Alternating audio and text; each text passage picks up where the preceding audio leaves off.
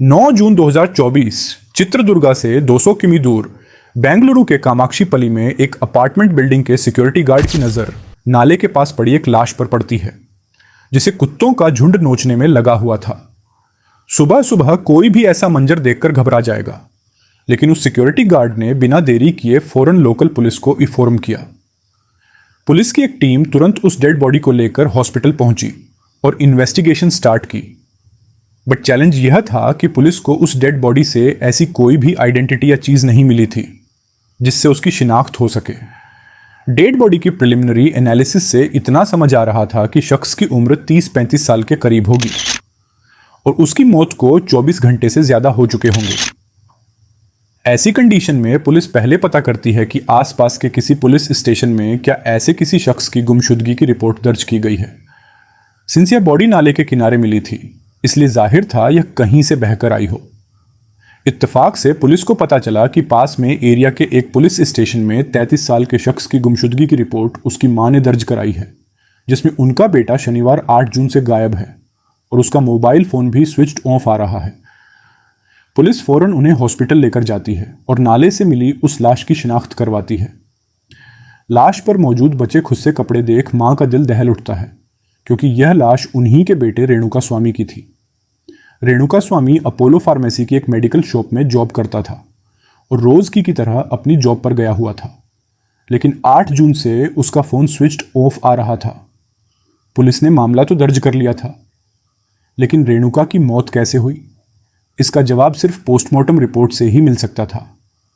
और postmortem report आई भी, लेकिन ऐसे खुलासे के साथ जिससे इस केस के तार ऐसे आदमी से जुड़ने वाले थे जिसने पूरे कर्नाटका को हिलाक रख दिया।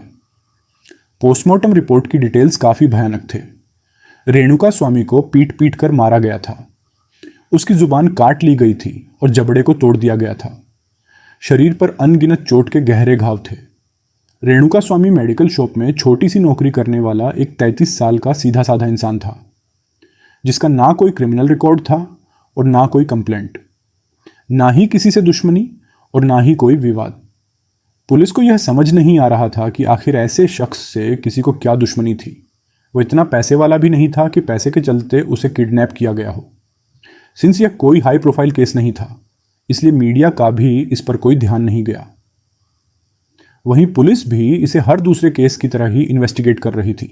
तभी अगले दिन 10 जून को उसी पुलिस स्टेशन में अचानक 3 लोग पहुंचते हैं, राघवेंद्र, कार्तिक और केशव मूर्ति। यह दावा करते हैं कि रेणुका स्वामी का मर्डर उन्होंने किया है। जिस केस पर पुलिस को ना ही कोई मोटिव और ना ही कोई क्लू मिला था, उसमें इतनी जल्दी अपराधी खुद चलकर पुलिस स्टेशन सरेंडर करने आ गए थे। उन तीनों ने बताया कि पैसों के लेन देन के चलते हुए झगड़े में उन्होंने उसकी हत्या कर दी थी। देखा जाए तो पुलिस को बिना मेहनत किए अपराधी मिल गए थे और केस खुद से ही सुलझकर क्लोज होने की कगार पर पहुंच गया था। लेकिन अचानक उस थाने में वहां के एएसपी पहुंच जाते हैं। जब उनके सामने पूरा मामला रखा जाता है तो उनको अपराधियों के खुद से आकर जुर्म कबूलने की बात हजम नहीं होती। वो खुद से ही तीनों को अलग अलग बुलाकर पूछताछ शुरू करते हैं। कत्ल कैसे, कब और कहाँ किया, इन सवालों के जवाब तीनों ने अलग अलग दिए, जिससे एसपी समझ गए कि यह तीनों झूठ बोल रहे हैं। लेकिन क्यों? इसके लिए तीनों की कॉल डिटेल्स और फ़ोन की लोकेशन पता करने पुलिस की एक टीम लगा देते हैं। पुलिस ने जब तीनों की सीडीआर चेक की तो उसमें एक नंबर ऐसा मिला जिससे पिछले 2 दिन से उनकी लगातार बातचीत हो रही थी। जब उस नंबर की डिटेल्स निकाली गई तो वह नंबर किसी आम शख्स का नहीं, बल्कि फिल्म इंडस्ट्री के चैलेंजिंग सुपरस्टार दर्शन का था, इन 3 कातिलों का। आखिर इतने बड़े फिल्म स्टार से कनेक्शन कैसे था? इस सवाल का जवाब पता करने के लिए पुलिस ने पिछले 2 दिन की दर्शन के मोबाइल की लोकेशन ट्रेस की, जिससे उन्हें पता चला कि बीते 48 घंटों में इन तीनों कातिल और सुपरस्टार दर्शन की लोकेशन एक ही थी। रेणुका स्वामी का मर्डर हो जाना, 3 लोगों का खुद से गुनाह कबूल करना और फिर उनका इतने बड़े फिल्म स्टार से कनेक्शन, इन सभी पॉइंट्स ने शक की सुई को अलग डायरेक्शन में मोड़ दिया था। एसपी को जब कुछ शक हुआ तो उन्होंने दोबारा तीनों से पूछताछ की, लेकिन इस बार कढ़ाई से उनमें से एक आखिरकार टूट गया और उसने ऐसा सच बताया जिससे पूरी फिल्म इंडस्ट्री हिल गई। दर्शन का कंट्रोवर्सी से पुराना नाता रहा है। साल 2003 में दर्शन की शादी विजया लक्ष्मी से हुई और फिर दोनों का एक बेटा भी हुआ समाज के सामने। यूं तो दर्शन की शादीशुदा जिंदगी अच्छी दिख रही थी, लेकिन शादी के कुछ साल बाद से दर्शन के अपनी वाइफ से संबंध बिगड़ने लगे, और बिगड़े भी इस कदर कि 2011 में दर्शन पर उनकी वाइफ विजया लक्ष्मी ने मारपीट और अटेम्प्ट टू मर्डर का केस दर्ज करवाया, जिसके चलते दर्शन को 14 दिन की जुडिशियस कस्टडी में जाना पड़ा। बट बात यहीं पर नहीं रुकी। साल 2016 में उनकी वाइफ ने ऑब्जेक्शनेबल बिहेवियर का आरोप लगाते हुए एक और कंप्लेंट फाइल की, लेकिन बाद में सेटलमेंट कर केस विड्रॉ कर लिया गया। साल 2021 दर्शन पर मैसूरू होटल के एक वेटर के साथ मारपीट करने का आरोप लगा। हालांकि सीसीटीवी फुटेजेस को डिलीट कर और वेटर को कंपनसेशन देकर मामले को कवर कर दिया गया। एक फिल्म प्रोड्यूसर भारत ने दर्शन पर जान से मारने की धमकी देने का इल्जाम लगाते हुए पुलिस में कंप्लेन की नवंबर 2023 दर्शन पर। उसकी पड़ोसी ने पार्किंग को लेकर विवाद के चलते कुत्तों से हमला करवाने का आरोप लगाया, जिसके बाद दर्शन के अगेंस्ट एफआईआर भी फाइल की गई, लेकिन उस मामले को भी रफा दफा कर दिया गया। दर्शन और उनकी वाइफ विजया लक्ष्मी के टूटते रिश्तों की असली वजह 10 साल पहले दर्शन की जिंदगी में आने वाली पवित्रा गौड़ा थी। पवित्रा एक फैशन डिजाइनर और एस्पायरिंग एक्ट्रेस थी। शुरुआत में काफी हाथ पैर मारने पर जब फिल्म्स नहीं मिली तो उन्होंने शादी कर ली। शादी के बाद एक बेटी भी हुई, लेकिन कुछ वक्त बाद हस्बैंड से रिश्ते बिगड़ जाने के चलते वह बेटी के साथ अलग रहने लगी। वहीं दर्शन को अपनी फिल्म के लिए किसी नए चेहरे की तलाश थी, और ऐसे में बाय चांस पवित्रा टकरा गई। कुछ रीजंस के चलते पवित्रा को वो फिल्म तो नहीं मिली, लेकिन वो दर्शन के काफी क्लोज आ गई। सालों साल सब कुछ चुपचाप चल रहा था, लेकिन नवंबर 2023 में पवित्रा ने अपनी बेटी खुशी के जन्मदिन का यह वीडियो पोस्ट किया, बस जिसमें दर्शन केक कटवाते और डांस करते नजर आ रहे हैं। इस वीडियो ने फैंस के बीच 2015 से चली आ रही दर्शन और पवित्रा के अफेयर्स की पवित्रा ने अपने और दर्शन के रिश्ते को पब्लिकली शो कर दिया।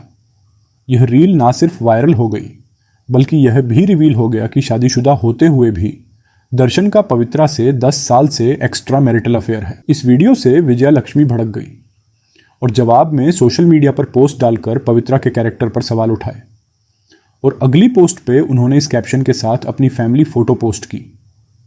अब आप सोच रहे होंगे कि नाले में मिली रेणुका स्वामी की लाश का इन सब से क्या कनेक्शन है, बट ट्रस्ट मी, इस पूरे केस की जड़ यहीं से शुरू होती है। साउथ इंडियन मूवी इंडस्ट्री में एक्टर्स को जिस लेवल का फैन से सपोर्ट और प्यार मिलता है, वह शायद ही पूरी दुनिया में किसी फिल्म स्टार को मिलता हो। इसी तरह दर्शन की काफ़ी बड़ी फ़ैन फॉलोइंग है। उनके बहुत सारे फ़ैन क्लब्स हैं। ढेर सारे लोग उन्हें भगवान की तरह पूजते हैं, अपना आइडल मानते हैं। यही वजह थी कि पवित्रा और विजया लक्ष्मी के बीच सोशल मीडिया पर छिड़ी जंग में विजया लक्ष्मी को दर्शन के फैंस की बहुत बड़ी लॉबी का भरपूर सपोर्ट मिला। ये वो फैंस थे जो दर्शन और पवित्रा के रिश्ते को गलत ठहराते थे और पवित्रा को उनके भगवान का परिवार तोड़ने वाली महिला कहते थे, जिसके चलते पवित्रा को सोशल मीडिया पर ढेर सारा हेट मिलने लगा। हजारों कमेंट्स में पवित्रा को उल्टा सीधा लिखा जाने लगा, जिस वजह से पवित्रा को मजबूरन अपना कमेंट सेक्शन बंद करना पड़ा। अब यहाँ से शुरू होती है रेणुका स्वामी की कहानी। कर्नाटका के चित्रदुर्गा में रहने वाला 33 साल का यह शख्स उन्हीं ढाई हार्ट फैंस में से था, जो एक ब्लाइंड सपोर्टर जैसे दर्शन को भगवान की तरह मानता था। सालों से वो दर्शन की सारी मूवीज हर कीमत में फर्स्ट डे फर्स्ट शो देखने जाता था। जब पवित्रा ने सोशल मीडिया में पोस्ट किया तो रेणुका स्वामी भी उन फैंस में से था जो इस रिश्ते के खिलाफ था, और उसे लगता था कि जिस भगवान की वह पूजा करता है वो कभी अपनी पत्नी अपने बेटे को धोखा नहीं दे सकते। वह पवित्रा के हर पोस्ट पर कमेंट करता, उसे गलत ठहराता, उल्टा सीधा लिखता और दर्शन से दूर रहने की धमकी देता। इत्तेफाक से जून फर्स्ट वीक में रेणुका स्वामी ने पवित्रा के एक ऐसे ही पोस्ट पर कमेंट कर उसे बुरा भला कहा और आपत्तिजनक भाषा का यूज किया। उसने यह कमेंट एक फेक आईडी बनाकर किया था, जिसे बाय चांस पवित्रा ने पढ़ लिया। पवित्रा इतना भड़क गई कि उसने कमेंट के रिप्लाई में लिखा भी, time will answer, just wait and watch वक्त जवाब देगा, बस देखते जाओ। गुस्सा जब काबू के बाहर हो गया तो वह पहुंची दर्शन के पास और उससे कहा कि देखो कैसे कैसे लोग हमारे रिश्ते को लेकर उल्टा सीधा बोल रहे हैं, और ऐसे लोगों को सबक सिखाना बहुत ज़रूरी है। पवित्रा के बार बार प्रवोक करने पर दर्शन ने उसे अश्योर किया कि वो इसको लेकर कुछ करेगा। पुलिस इन्वेस्टिगेशन से सामने आया कि दर्शन के कहने पर उनके एक एम्प्लॉय पवन ने पर पवित्रा का फेक अकाउंट बना रेणुका स्वामी से चैट करने लगा। रेणुका स्वामी उस फेक अकाउंट को असली मान झांसे में भी आ गया और बातों बातों में एक मैसेज में उसने अपना नाम और एड्रेस बता दिया। एड्रेस का पता चलते ही दर्शन ने राघवेंद्र, जो उसके फैन क्लब का प्रेसिडेंट है, उसे स्वामी को किडनैप कर बेंगलुरु लाने का ऑर्डर दिया और साथ ही इस काम के बदले उसने RS लाख भी दिए। 8 जून की सुबह चित्रदुर्गा में फार्मेसी जाते वक्त रास्ते में रेणुका स्वामी को रोका गया। उसे यह कहकर साथ चलने को बोला गया कि वह उसे दर्शन से मिलवाएंगी एंड उनसे मिलकर सोशल मीडिया पर पवित्रा पर किए गए अपने कमेंट्स को लेकर माफ़ी मांगनी होगी। रेणुका स्वामी को अंदाज़ा भी नहीं था कि माफ़ी की आड़ में उसके लिए जाल बिछाया गया था। राघवेंद्र और उसके साथ ही स्वामी को बेंगलुरु के RR नगर में लोकेटेड एक कंपाउंड में लेकर आते हैं और वहाँ शुरू होता है हैवानियत का असली खेल। पूरा दिन वह स्वामी को बेदम होने तक शेड में बांधकर बेल्ट और डंडों से बुरी तरह पीटते हैं। तभी देर शाम वहां दर्शन अपने साथियों के साथ पहुंचता है। अधमरी हालत में स्वामी की नज़र जब अपने हीरो पर पड़ती है तो उसे उम्मीद जगती है कि जैसे दर्शन अपनी मूवीज में आम आदमी के लिए दुश्मनों से लड़ जाता है, यहां पर भी उसका हीरो उसे बचाने आया है। लेकिन कहते हैं ना कि रील और रियल लाइफ में काफ़ी अंतर होता है, और यह अंतर स्वामी की जिंदगी पर भारी पड़ने वाला था, क्योंकि दर्शन उसे वहां बचाने नहीं बल्कि ऐसे गहरे जख्म देने आया था जिसे अपना भगवान समझा। उसने हैवान बनकर उसे इस कदर तड़पाया कि जब पोस्टमार्टम रिपोर्ट आई तो उसमें स्वामी के शरीर पर 15 लाइफ थ्रेटनिंग इंजरी थी। A recent autopsy report revealed that victim Renuka Swamy died from shock and haemorrhage he was found with 15 words on his body. आपको जानकर हैरानी होगी कि जब रेणुका स्वामी को टॉर्चर किया जा रहा था तो उस वक्त वहां पर पवित्रा भी मौजूद थी। पूरा दिन चले टॉर्चर की वजह से आखिरकार रेणुका स्वामी दम तोड़ देता है। स्वामी की साल भर पहले ही शादी हुई थी और दोनों इस साल के एंड तक पेरेंट्स भी बनने वाले थे। उसकी वाइफ सहाना लगातार उससे कांटेक्ट करने का ट्राई कर रही थी, लेकिन फ़ोन स्विच्ड ऑफ आ रहा था। उसे खबर भी नहीं थी कि अब वह कभी अपने हस्बैंड को देख नहीं पाएगी। अगले दिन सुबह 3 बजे इन लोगों ने स्वामी की डेड बॉडी को गाड़ी में भरकर कामाक्षी पल्ले के एक नाले में फेंक दिया। और फिर उसके बाद जो हुआ वह आपको पता है कि कैसे सिक्योरिटी गार्ड को लाश मिलती है। फिर वह 3 अपराधी अपना जुर्म कबूल करने आते हैं, जिससे यह सारा केस खुल जाता है। एक्चुअली में वो तीनों आदमी दर्शन के कहने पर सारा जुर्म अपने सर लेने गए थे और इस काम के बदले दर्शन ने उन्हें 55 लाख रुपए भी दिए थे। दर्शन अपने प्लान को फुल प्रूफ बनाने के चक्कर में खुद ही फंस गया, क्योंकि अगर ये तीनों अपराधी पुलिस स्टेशन ना जाते तो बहुत मुश्किल था। इस केस का खुलासा होना रास्ते में लगे CCTV कैमरा में 2 गाड़ियां और उनकी नंबर प्लेट रिकॉर्ड हो गई जो दर्शन की थी, और उनका इस्तेमाल लाश को दफनाने के लिए किया गया था। पुलिस को इसमें खून के धब्बे भी मिले। इसके साथ ड्राइवर रवि ने खुद को सरेंडर कर पूरी वारदात की जानकारी दी। रवि वही ड्राइवर था जो स्वामी को चित्रदुर्गा से बेंगलुरु उसी जगह तक ले गया था जहां उसे टॉर्चर किया गया था। पुलिस को राघवेंद्र के पास से RS लाख भी मिले जो दर्शन ने यह काम पूरा करने के लिए दिए थे। CDR और फेक अकाउंट से किए गए मैसेजेस भी रिट्रीव कर लिए गए हैं। सिंस ये एक हाई प्रोफाइल केस है, इसलिए इसमें अपराधियों को बचाने के लिए पॉलिटिकल इन्फ्लुएंस का भी ज़बरदस्त अटेम्प्ट किया गया।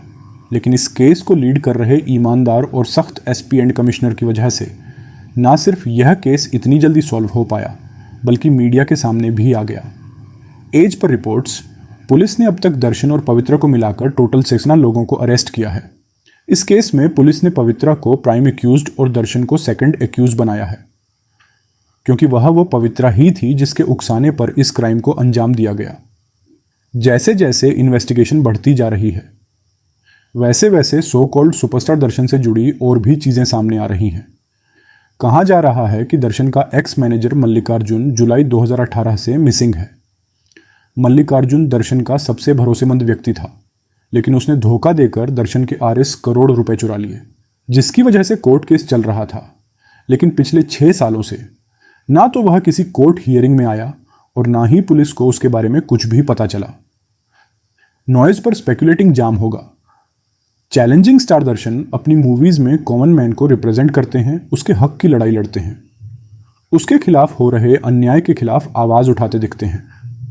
बट असल जिंदगी में वह क्या है, पर्दे पर दिख रहे। कैरेक्टर और रियलिटी के कैरेक्टर के बीच जमीन आसमान का फर्क है। यह केस मैसेज देता है कि हमें अपने आइडल्स, अपने आदर्शों को सोच समझकर चुनना चाहिए। क्योंकि ज़रूरी नहीं कि आपको जो दिखाया जा रहा है वही सच हो। तो ये था आज का केस जो दिखाता है कि कैसे एक मामूली से मसले को एक फिल्म स्टार किस हद तक लेकर चला गया। एक ऐसा केस जिसमें एक डाई हार्ट फैन की मौत उसके ही सुपरस्टार के हाथों हो गई। उम्मीद है आपको इस केस से कुछ सीखने को मिला होगा। अपना ख्याल रखें, मस्त रहे। जल्दी मिलते हैं अगले केस के साथ। और प्लीज़ चैनल को सब्सक्राइब कर के हमें सपोर्ट करें।